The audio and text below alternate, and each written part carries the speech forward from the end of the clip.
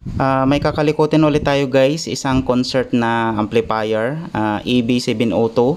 Ang problema nito mga kalikot, yung kanyang input dito sa kanyang likod. Ayan, tanggal yung pinaka ground niya dito sa input niya. Kaya kapag pinapagana ng may-ari, dito siya nag-i-input sa may dito sa mga mixer niya. Kasi pag sinaksak niya daw dun sa likod, wala siyang output, tapos humming na lang daw siya, kaya dito siya nag i-input sa kanyang mixer. So check natin mamaya, tapos try natin na pagpalitin yung ibang RCA jack niya doon sa likod. Bago natin kalikutin guys, shoutout muna natin yung may-ari ng amplifier na to. Isa siyang pastor, si Pastor Mimon Poig Oliverio. Bali taga San Martin, Bacnotan, La Union siya. So nakita niya lang sa YouTube yung mga video natin, tapos kinontak na tayo. Bali dalawang amplifier yung pinaayos niya sa atin, yung isa yung Kevlar at saka itong concert. So kapag bago ka pa lang sa aking channel, huwag niyo pong kalimutang i-subscribe ang ating YouTube channel at pa-click na rin ang ating notification bell para lagi kayong updated sa mga bagong video natin mga kalikot. At saka huwag niyo rin pong kalimutang i-follow ang ating Facebook page. So tara guys, kalikutin na natin siya. Tara.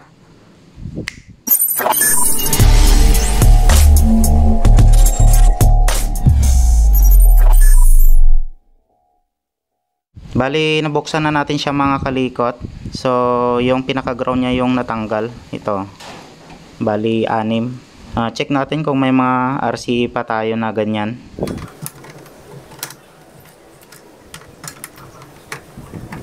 Tinanggal na natin yung lahat ng RCA niya mga kalikot. Sabi kasi ni Pastor, kailangan niya bukas itong amplifier, kaya gawan muna natin ng paraan kasi wala tayong available na RCA. Basta ang importante mga kalikot, magawan natin ng paraan yung input niya. Sakto kasi sa input na EB yung natanggal na ground. So diskartehan natin siya para magkaroon lang siya ng input dito, para hindi na siya magsasaksak dun sa mixer niya dun sa harap. Kasi parang iba yung tunog niya kapag nandun sa input ng mic, yung pagsaksakan niya ng input niya. Kaya gawa natin ng paraan itong input niya mga kalikot, yung E at saka yung B. Ang ginawa natin mga kalikot, nilagyan lang natin ng isang input, yung sa E, tapos yung sa parang loop niya dito sa output at saka input, para mailagay natin itong loop niya. So yung mga importante lang yung ginawa natin ng paraan, kasi lahat ng RCA natanggal na yung pinaka ground niya, kaya yung E channel lang muna yung pinagana natin. Parehas lang naman yan, yung E at saka yung B. So kahit saan dyan pwede natin lagyan ng signal. Tapos ang importante yung loop niya dito. So hindi na natin ikabit to. Ito na yung kukunin natin sample, kasi kailangan kasi ni Pastor itong amplifier niya bukas. Gagamitin daw nila sa misa nila. So gawan muna natin ng paraan para magamit itong amplifier niya mga kalikot. So ganito yung ginawa natin pansamantala, habang bibila natin siya ng RCA. Bali ikabit ko na lang siya, tapos testing natin mga kalikot. Yan, ganyan yung ginawa ko mga kalikot. Yung A channel lang muna yung kinabitan natin, tapos yung kanyang loop or yung output input niya, para mailagay lang natin ito, yung pang loop natin. Yan, ganyan yung gagawin yung mga kalikot kapag emergency lang. Gawan nyo muna ng paraan yung input niya. Tapos ilagay na natin tong pang loop niya. Yan. Tapos testing na natin mga kalikot. Test na natin siya mga kalikot. So mula dito sa ating sound card, ito yung pinaka output niya. Tapos mag-i-input tayo dito sa ayan, dito sa E channel niya. So same lang naman yung E at saka sa B.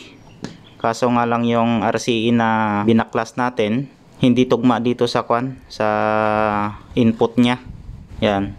So naglagay lang tayo ng isang input para lang magkaroon ng sounds. Tapos itong kanyang loop. Yan. Bali ginawan lang natin ng paraan para magamit ni Pastor bukas yung amplifier. So ito Hindi muna natin kinabit kasi kukunin natin tong sample para pag nakabili na tayo, ibabalik na lang ni Pastor, tapos bilan na natin lahat ng RCE para malinis siya. Kasi dalawa yung amplifier ni Pastor. Ito okay yung sounds niya, kaso yung input niya lang yung may problema.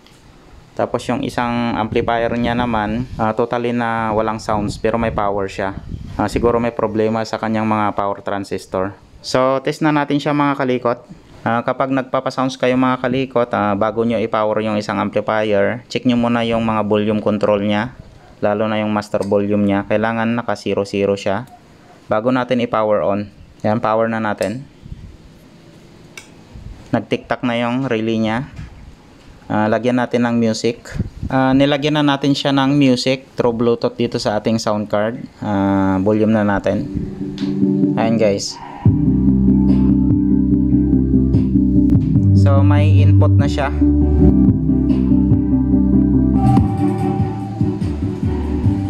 So kailangan naka-E tayo, channel E, kasi yun lang yung okay yung kanyang RCE.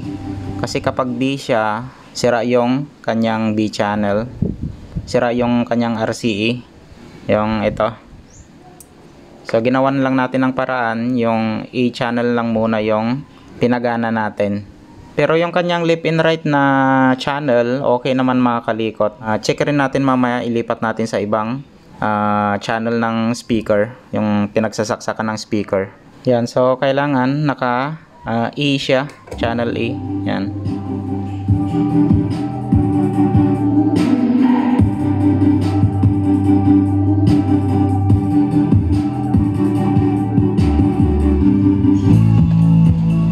Yan, check naman natin yung kabilang channel, yung right. Ayun, so okay naman yung right channel nya. So ibig sabihin okay yung mga power transistor nya mga kalikot. Ayan, okay na siya mga kalikot. Bali nagkaroon lang ng problema sa kanyang input, tapos ito yung papalitan natin, yung kanyang RCE sa likod. So kahit hindi na natin i-video yung pagkabit natin, madali lang naman ikabit to mga kalikot. So ang importante, nalaman natin yung kung saan nagkaroon ng problema. So yun nga dun sa, or dito sa kanyang RCE, kasi natanggal yung pinaka ground ng RCE. Yan. Kasi dito nag-i-input si Pastor. So ito yung ginagawa niyang input. Dito na lang siya nagbo-volume. Kaso nga lang ang pangit ng output niya. Mas maganda pa rin doon sa kanyang input sa likod. The next day. Ang gawin ko pala dito mga kalikot, tanggalin ko itong mga RCE niya. Ilipat natin dito sa kabilang amplifier, yung concert, kasi sira yung ground ng RCE niya. Kasi iisa rin yung may-ari para hindi na ibabalik itong isang amplifier. Para ito kasi may problema na to. Yung bago na bibili natin, dito na lang natin isalpak yung kanyang RCE. Kukunin niya kasi mamaya yan yung isang amplifier para hindi niya na ibabalik sa susunod. Para buo na kukunin niya. So itong RCE niya okay naman to. So yun na lang yung ikakabit natin dun sa kabila mga kalikot. Para isahan na lang yung pagkabit natin ng parts dito sa isang amplifier dito sa Kevlar na to.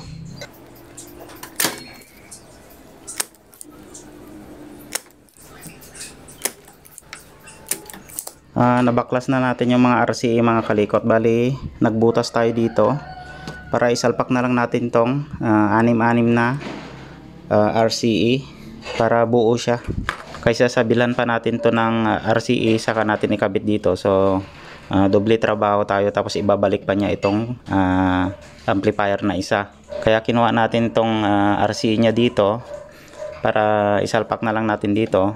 At least hindi niya na ibabalik itong amplifier na ito. Yung bago na lang yung ikakabit natin dito sa Kevlar, yung bagong RCE. Bali ikabit ko muna mga kalikot yung mga RCE, tapos test ulit natin siya, sound check tayo, tapos check ulit natin itong Kevlar. A few moments later. Nakabit na natin mga kalikot yung mga RCE dito sa concert na 702. At least hindi na ibabalik ni Pastor yung amplifier na to kapag nabila na natin siya ng bagong RCE. So yung bago na lang, ikakabit na lang natin dito sa Kevlar. So okay, test na natin. Sound check tayo para ma-check rin natin kung okay itong ginawa natin dito sa kanyang mga RCA. Tapos ikakabit rin natin tong loop nya. Yan. Okay, test na natin. Sound check ulit natin yung concert. Ayan siya. So okay na lahat yung concert mga kalikot.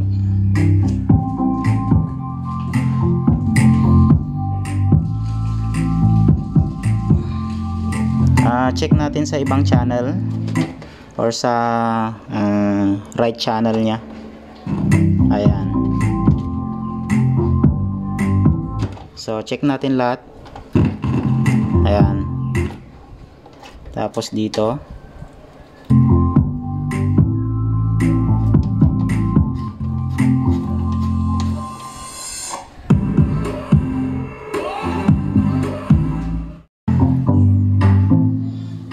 Ayan, so okay na itong concert na 702. Proceed ulit tayo mga kalikot dito sa Kevlar. Check natin kung ano yung mga damage niya. So okay, hanggang dito na lang siguro guys yung video natin para dito sa ating concert na 702. So maraming salamat guys sa panonood ng mga video natin.